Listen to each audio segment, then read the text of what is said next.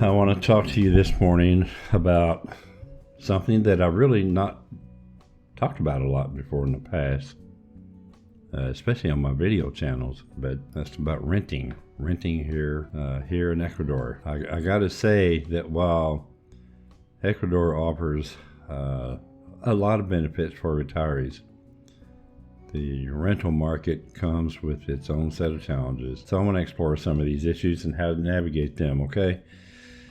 Let me just start off by saying, don't get too excited about renting here. I want to say be cautious. It's not to say that you're going to have a bad experience renting an apartment or a house, but you have to do your due diligence and do your homework, and you have to keep in mind that you are in a different country, you're in a different culture. It's not like renting an apartment in the United States. Some of the issues, just right off the bat, I'm going to tell you let me just give you a list of things that come to mind, okay? Number one, unresponsive landlords. So one frequent complaint that I get, that I've heard so many times, is about unresponsive landlords. Retirees or renters, report difficulty getting timely responses for maintenance requests or other concerns. Can be particularly frustrating when dealing with urgent issues like plumbing or electrical failures. Security deposit disputes. Oh my God. I personally know 3 people here who rented an apartment from a lady in a really nice, really beautiful gated community, and all 3 of them did not get their deposit back. I have to say they are responsible renters. They're responsible people, but they got screwed out of their deposit. I personally know 3 people that this has happened to. One of them has already left the country. 2 of them are still here. I have a good friend that's renting from the same lady right now, and I'm really concerned that this person will get their deposit back. Let me put it this way. I actually wanted to leave my Ocean View apartment and go rent in this place, but I won't do it now because of the reputation of this landlord. The other thing is unfair practices. Unfortunately, some landlords engage in practices that may be considered unfair or even illegal. This can include just arbitrary rent increases, entering the property without notice, or discriminatory behavior. I know people, again, who have had their rent raised on them for no reason. Number 4, tenant responsibility for repairs. Many listeners have shared stories about being forced to pay for repairs that should be the landlord's responsibility. This often stems from unclear lease agreements or landlords taking advantage of tenants' unfamiliarity with local norms, okay?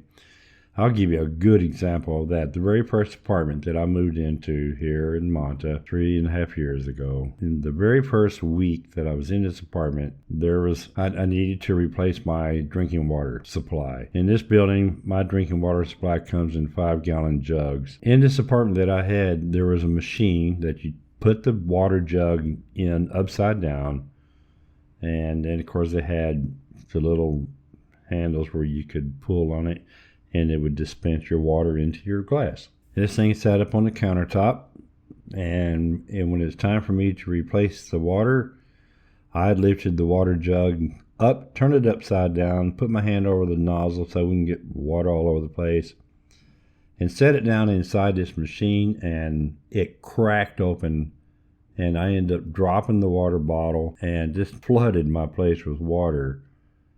Well, guess what? My rental agent and my landlord both agreed that I needed to replace that thing. I don't know how old this thing was, but it was not new, and I was forced to pay for it. If I hadn't paid for it, they would have taken it out of my deposit.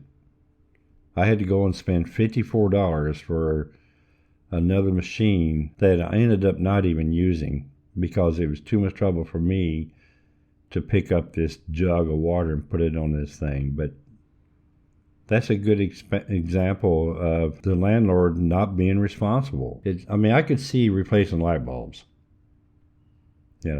If a landlord, but for the landlord to just say, no, it's your responsibility.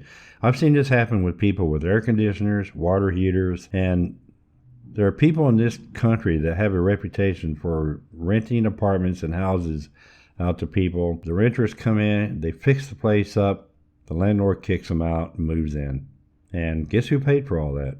The renter did. So be cautious of that. Be aware. Make sure that your lease, assuming you're going to have a lease, that's a whole nother topic we'll talk about. But make sure that your lease clearly outlines who's responsible for what, okay, when it comes to maintenance and repairs. Get everything in writing. Don't agree to verbal changes of the lease terms. Period. Number 5, trust issues between landlords and tenants. At the root of many of the problems is a pervasive lack of trust between landlords and tenants. This can lead to a cycle of negative experiences on both sides. So while these issues may sound daunting, many of you many do successfully navigate through Ecuador's rental market. I'm a prime example of that. I've been in my same apartment now I've been in the same building since I've been here, 3.5 years. The first 6 months that I was here, I lived in the apartment that's directly below me. I gave notice and moved out to move into the apartment above me, which is where I'm at now. My landlord gave me my deposit back, my full deposit back, and there was no problem. I'm the only person that I personally know that got my deposit back. I'm not saying that you won't get your deposit back, but I'm just telling you, it happens here. I moved into this place that I'm in right now. I met the landlord personally. We negotiated on the price. We made an agreement that I'd get a better rate if I prepaid 6 months at a time, and that's what we did. I get my apartment, Ocean View apartment. I'm on the very top floor of my building for $700 a month plus electric, and I pay for my own internet too because I didn't like their 5 meg connection. So I negotiated, or I actually contracted with NetLife and got my own fiber connection, 500 meg for $32 a month. But I have a great landlord. I'm an exception. I have an awesome landlord. Everything that's gone wrong, I reported it. They took care of it. It was taken care of. That includes completely replacing one of the air conditioning systems. My refrigerator finally died. I told the landlord about it. I said, I'll go buy a new one and make sure that we get one in here that fits properly and one that's appropriate for this apartment. And I bought it, and she said, take it out of the rent the next time you pay. And that's the agreement that we made, and that's what I'll do. So I came up with a list of potential issues and considerations for people renting here. Take notes, folks, okay? I'll tell you what I'll do. If you go to the companion page for this podcast, I'll have this list in the description, okay? Let me see how many items. I got 20 items here for you to think about, okay? Number 1, utility connections. Ensure that all your utilities, that's your water, your electricity, your gas, internet, are properly connected and functioning before you move in. Noise level. Number 2, noise levels. Ecuador cities can be noisy. Well, cities all over the world are noisy. We know that. Check the neighborhood at different times of day and night. If you have time, go ahead and do that. I mean, I didn't do that when I came here. When I moved in here, I was desperate. And fortunately, it's not been too bad. But unfortunately, I'm very close to the beach, and they like to have concerts down there. And so when they have concerts at night, which doesn't really happen that often, but when they do, I have to wear earplugs when I go to bed. Number 3, water pressure and hot water availability. These can be inconsistent in some areas. Water pressure and hot water availability for me has been perfect. Well, I wouldn't say the pressure has been perfect because I'm on the top floor. They use a pump system to build pressure up in the building, and it's probably garbage. I mean, it just doesn't really give a lot of pressure, but it's enough for me, But I'll tell you what, when I was in Cuenca a couple years ago, I stayed in another high-rise apartment building, and their water pressure system was gravity feed water. It came from a tank on the roof. And it was horrible as far as being able to maintain hot water through the on-demand hot water system that was in this apartment. I could turn on, get plenty of hot water, but as soon as I turned on the cold water side, it would turn the water heater off. And my best estimation is that simply because it just wasn't enough pressure to keep a good consistent flow going through the on-demand water heater. Because I have an on-demand water heater here, and it works perfect every single day. So make sure, when you go in and look at an apartment, and in some places, especially here on the coast, especially you bargain hunters that are looking for a really, really cheap place, you'll be lucky if you have hot water at all. But I recommend that when you look at an apartment, that's the first thing you should do is go turn all the showers and turn the water on in the kitchen sink. A lot of kitchens don't have hot water. But go to your shower and turn it on and see if you get hot water. Number 4, mold and dampness. Ecuador's climate can lead to mold issues, especially in the coastal areas. I can attest to that.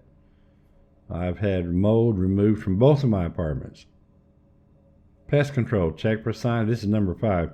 Check for signs of insect and rodents, which can be common in some regions. I haven't seen any rodents here, but I've definitely had ants, occasional cockroach once in a while. But I tell you what, the one thing that I do get in here that I don't mind and I welcome, that's the little geckos, because they will eat the bugs, and they're not really much of an annoyance. They're kind of cute, so I'll leave them alone. I don't run them out at all. As long as they're not crawling on my face when I'm trying to sleep, I'm all right. And they don't. So, but I watched a gecko crawl up my wall and get an ant one time sitting here at my desk. Number 6, security measures. Evaluate the company or the property security features, such as the locks, gates, or security guards in apartment buildings. Now, I live in an apartment building that has 2 floors of parking garages.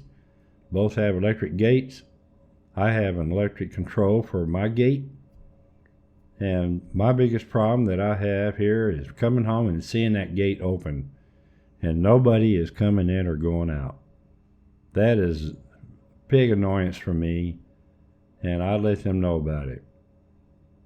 I want the gates closed all the time, unless somebody's coming in or going out. Of course, some buildings have 24-hour security, And I'll tell you, folks, if you move into a building and they have security guards, remember that those guys are your friends, okay? And also remember, they work on minimum wage.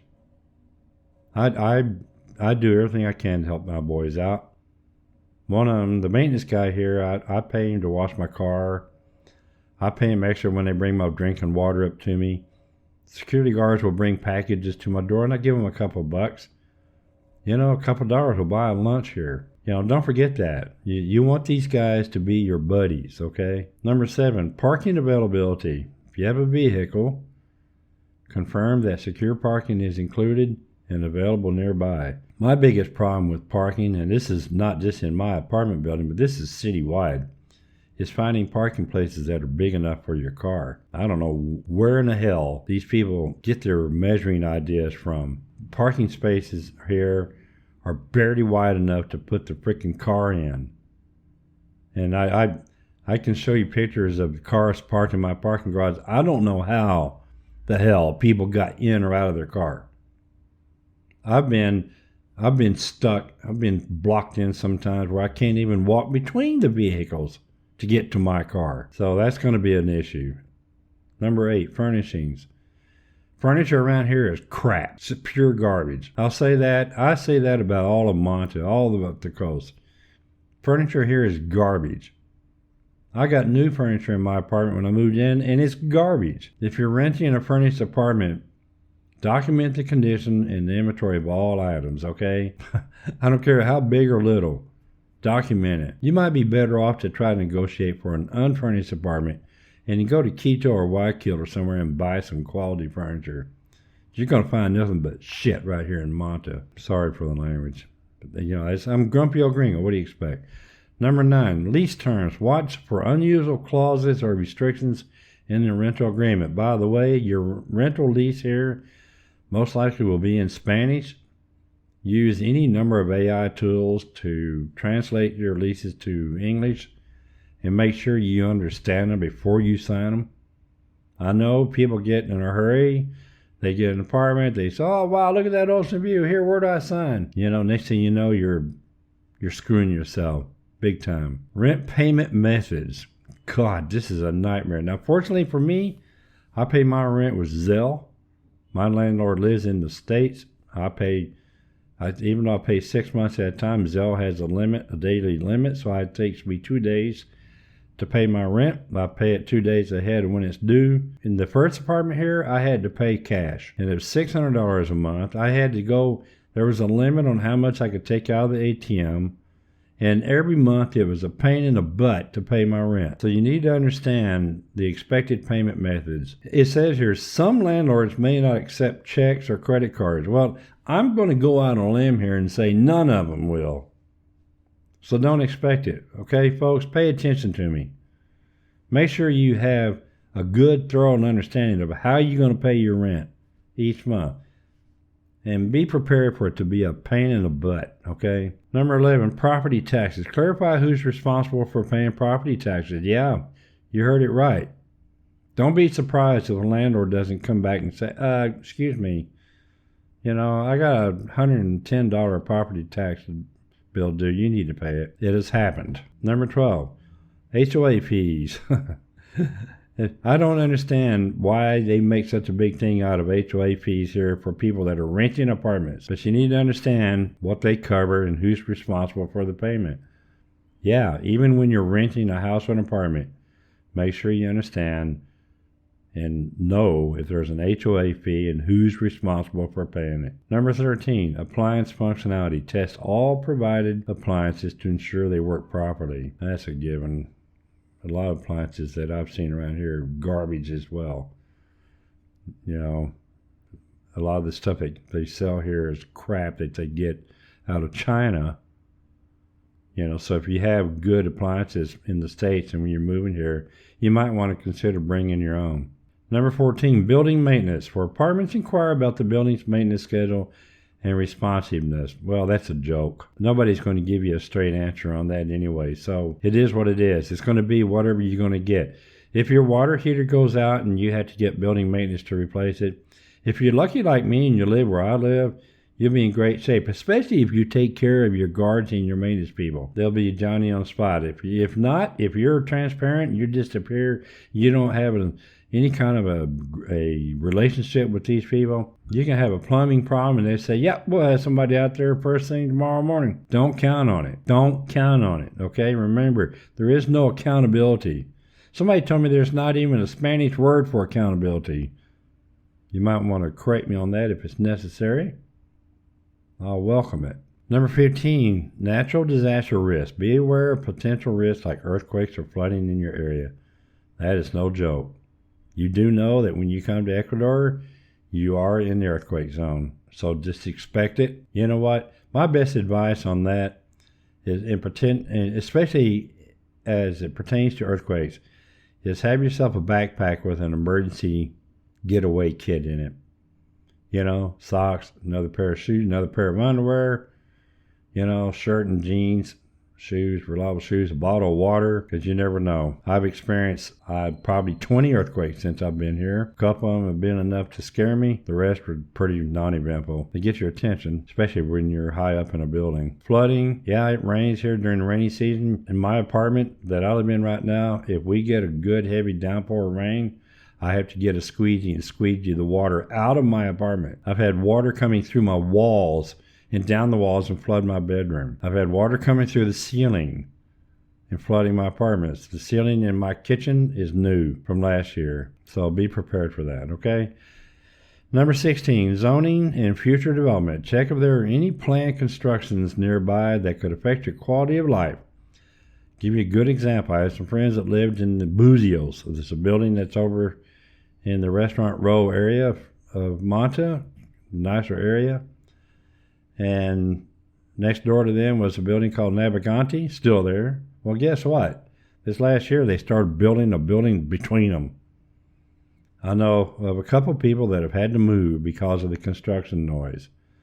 You're listening to one who almost moved because they've been building a building right down the street from me for the last year and a half, and thank God they're almost done. It's an annoyance, okay? Number 17, cultural differences. Be prepared for different expectations or practices in landlord-tenant relationships. Need I say more? I mean, you're coming to South America. Be prepared for, maybe I should do a separate video about that. Number 18, language barrier. Remember, everybody here speaks Spanish. Mate, my best advice is get a rental agent that speaks English, and also when you see the lease, before you even sign it, make sure you see a copy of it in English, okay? Cut and dried. Don't sign a lease that's not in English, okay? Number 19, rental history. Try to learn about your previous tenants' experiences with the landlord or property. Well, that's going to be hard to do, but you never know.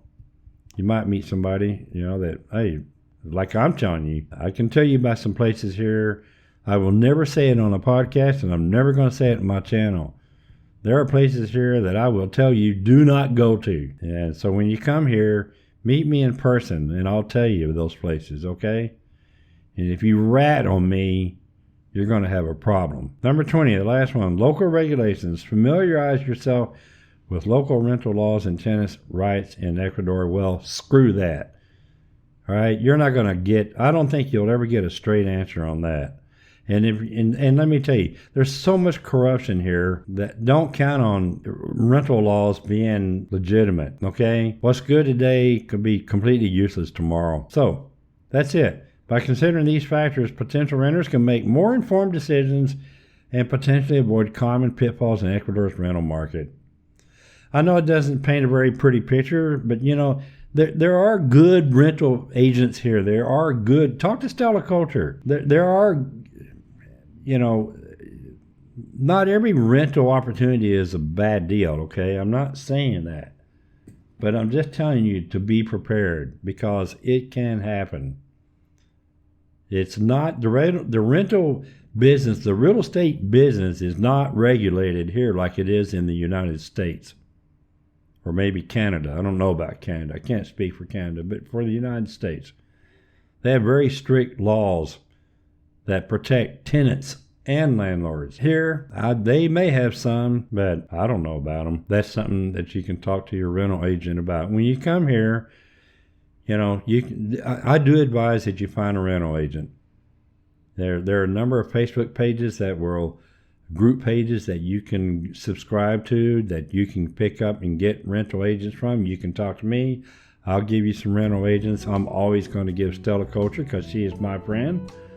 And if you come in here to buy high-end property, which I don't recommend, but people do it anyway, I'll recommend Martine or Ryan Kelly or Stella Culture. Stella sells houses too, properties. Don't let this scare you. I just want you to be informed, okay? That's all there is to it.